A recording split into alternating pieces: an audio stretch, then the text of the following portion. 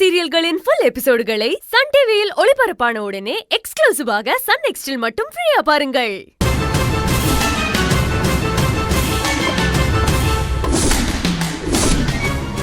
ஆஹா, பத்திரகாளியும் ஒண்ணு நேர்ல பாத்துக்கிற மாதிரியே இருக்கே. அண்ணே, சரி நீங்க சாவியை கொடுத்துட்டு சாவகாசமா வாங்க, நான் கிளம்புறேன். ஏய் நில, என்ன சொன்ன? பிச்சையா? யாருக்கு யாரடி பிச்சை போடுறது? எனக்கு நீ பிச்சை போடுறியா? யார் அப்படி சொன்னது? நீங்க எவ்வளவு பெரிய பணக்காரங்க, உங்களுக்கு போய் யாராச்சும் பிச்சை போட முடியுமா? கயல், யார்கிட்ட என்ன பேசிட்டு இருக்க? 1000 தான் இருந்தாலும் ராஜி உனக்கு அத்தை. அப்படியா? அப்படி ஒரு நினைப்புல இவங்க என்கிட்ட இது வரைக்கும் நடந்துக்கவே இல்லையே. அத்தைங்கிறது வெறும் வார்த்தை இல்ல, அது அம்மாங்கிற உணர்வு. அம்மா மாதிரி எல்லாம் பாசம்லாம் காட்ட வேண்டாம்.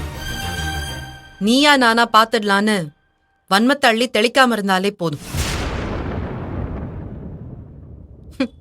அது சரி, உங்க கூட பிறந்த தங்கச்சி தானே, அப்ப உங்கள மாதிரி ஆணவத்தோட தான் இருப்பாங்க.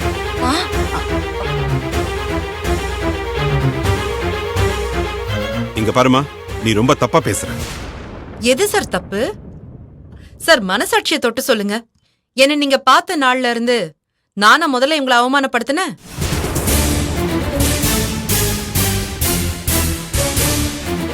நிச்சயத்துக்கு அழைக்க வந்த எங்க அம்மாவை பணத்துக்காக ஒட்டிக்க வரீங்கன்னு தப்பா பேசுறாங்க. உங்க வைஃப்க்கு புரியணும்னு அவங்க ஸ்டைல்லே திருப்பி பதிலடி கொடுத்தேன். நான் மகளா என் கடமையை தான் செஞ்சேன். ஆடம்பர காரும் வசதியா பங்களா இருந்துட்டா பெரிய மனுஷின்னு ஊரு உங்களை கையெடுத்து கும்பிடணுமா? பணம் அந்தஸ்தெல்லாம் ஒரு பக்கம் மூட்டை கட்டி வச்சுட்டு அட்லீஸ்ட் ஊர்க்காரங்க கிட்டையாவது மனுஷத்தன்மையோட கொஞ்சம் பழகுங்க. மரியாதை தானா தேடி வரும். இல்ல கடைசி வரைக்கும் இப்படிதான் எல்லாத்துக்கும் பிச்சைதான் எடுக்கணும்.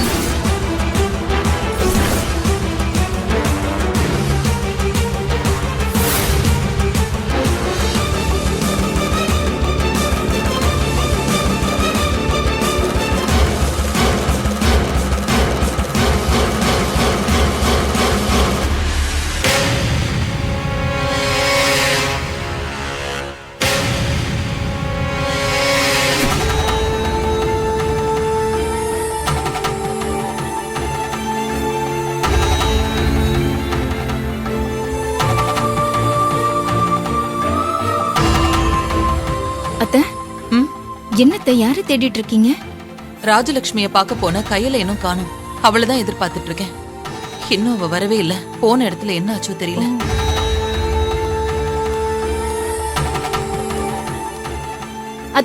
அது கையில் வந்துட்டா. கையல், ராஜலட்சுமி கிட்ட சாவியை கொடுத்துட்டியா? சாவியை மட்டும் கொடுக்கலமா, அவங்க திமிருக்கும் ஆணவத்துக்கும் பதிலடியா 4 வார்த்தையும் கொடுத்துட்டு வந்திருக்கேன். ஏய் பாத்து கையல், ஏன் கையல் நீ இப்படி இருக்க? சரிக்கு சமமா நின்னா உங்களுக்குள்ள விரோதம் அதிகமாகும்னு நான் உங்ககிட்ட படிச்சு சொல்றேன்ல, அது ஏன் நீ புரிஞ்சுக்கவே மாட்டேங்கிற கையல்?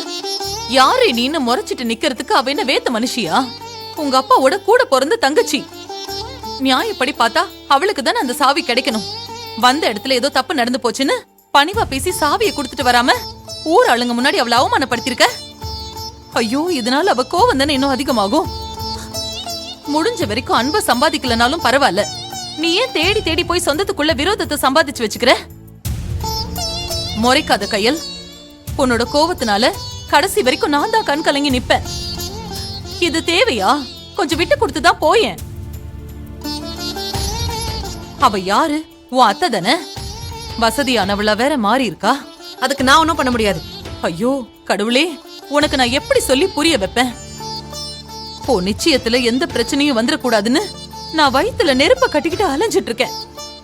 நீ என்னடானா உங்க அப்பா வீட்டு ஆளுங்க கிட்ட வம்பு இழுத்துக்கிட்டே இருக்க. நீ உன்னை கொஞ்சம் மாத்திக்கோ கையல். எதுக்குமா மாத்திக்கணும்? இல்ல என் கேரக்டர் தப்பா இருந்தா சொல்லு, மாத்தணும்னு சொல்ல நான் மாத்திக்கிறேன். சரியா இருக்கும் போது நான் ஏன் மாத்திக்கணும்? இல்ல நானா அவங்க கிட்ட முதல்ல வம்புக்கு போனேன்? ஏன் அம்மனோட நகைப்பெட்டி சாவியை வச்சுக்க இந்த வீட்டு போனா எனக்கு தகுதி இல்லையா? பணம் அதிகமா இருக்குன்னு நம்மள கால் தூசியா நினைச்சு மிதிக்கிறாங்க. அதுக்கு தான் பதிலடி கொடுத்தேன். யாருக்கும் பிடிக்காத ஒருத்தியா இருக்க மத்தவங்க குடிய கிடைக்கணும்னு அவசியம் இல்ல. பேச வேண்டிய இடத்துல நம்மளோட உரிமையை பேசினாலே போதும். சமயத்துல பெத்த தாய்க்கே நம்மள பிடிக்காம போயிடும் போல.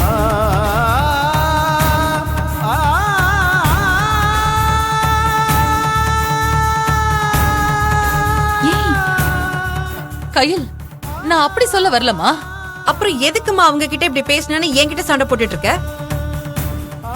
சொந்தம்னு நீ வாய மூடிட்டு இருக்கிறதுனாலதான் இவங்க எல்லாம் ஏறி மிதிக்கிறாங்க. இன்னும் என்ன அடங்கி போன்னு சொல்லி நம்ம தலகுனிய நீயே காரணமாயிடாத. விட்டு கொடுக்கறவங்க என்னைக்குமே கெட்டு போக மாட்டாங்க கையல். அதை எங்க யார்கிட்ட விட்டு கொடுத்து போகணுங்கிறதுல இருக்கு. வெட்ட வர கசாப்பு கடைக்காரங்கிட்ட விட்டு கொடுத்து போனா ஆடு செத்துதான் போகும். இப்ப எதுக்கு கையல் உனக்கு இவ்ளோ பிடிவாதம்? உன் அத்தைய நீ நிச்சயத்துக்கு வர வேண்டாம்னு சொல்லிருக்க. அது ரொம்ப பெரிய வார்த்தை. அதுக்கே அவ உன் மேல கோபத்துல இருப்பா. இதுல இந்த மாதிரி வேற நீ ஏட்டிக்கு போட்டியா நின்னா எப்படி கையல்? உன்னோட நிச்சயதார்த்தத்தை எல்லா பெரியவங்க முன்னிலையிலயும் சந்தோஷமா நடத்தி காட்டணும்னு நான் வைராகியமா இருக்கேன். ஆனா நீ என்னோட பேச்ச கேட்கவே மாட்டேங்கிற. அம்மா அம்மா, என்னம்மா நீ இப்படி மாறிட்ட? அம்மா அம்மா, உனக்கு தெரியுதா நீ என்ன குத்தம் சொல்லி பேசிட்டு இருக்க?